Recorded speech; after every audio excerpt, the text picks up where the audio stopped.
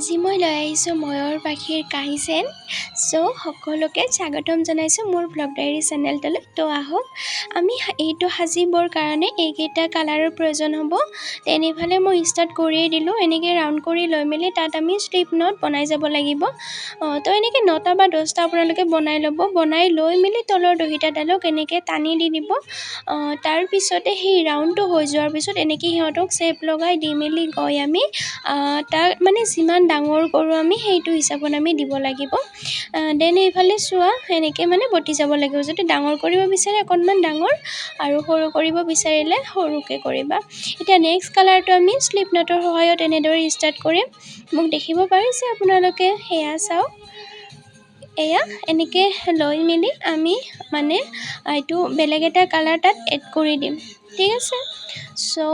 মোৰ ভিডিঅ'বিলাক কেনেকুৱা পায় আপোনালোকে প্লিজ জনাবলৈ পাহৰি নাযাব।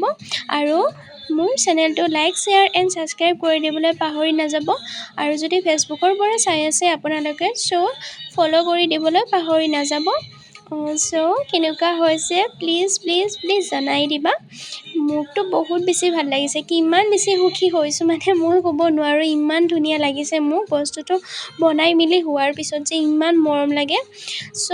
এয়া ফাইনেলি হ'বহি আৰু মোৰতো দেখিব পাৰিছে মানে এটা ফৰ্মুলাতে আমি ইমান ধুনীয়া বস্তু এটা সাজিব পাৰোঁ নহয়নে? যদি আপোনালোকে বিচাৰে অনলি এটাও কৰিব পাৰে বা এটা ফালো কৰিব পাৰে। মই কিন্তু দুটা ফালো এনেকৈ কটন দি দিছোঁ, কাৰণ তাত মানে দেখিবৰ কাৰণে বহুত ভাল লাগে আৰু মাজৰখিনিত অকণমান ফুলি থাকিলে ভাল লাগে। সেইটো কাৰণে মই তাত কটন ইউজ কৰিছোঁ। এইটো অপশ্যনেল হয়, আপোনালোকে এটাও বনাব পাৰে। কেনেকুৱা লাগিছে প্লিজ জনাবলৈ আপোনালোকে নাপাহৰিব।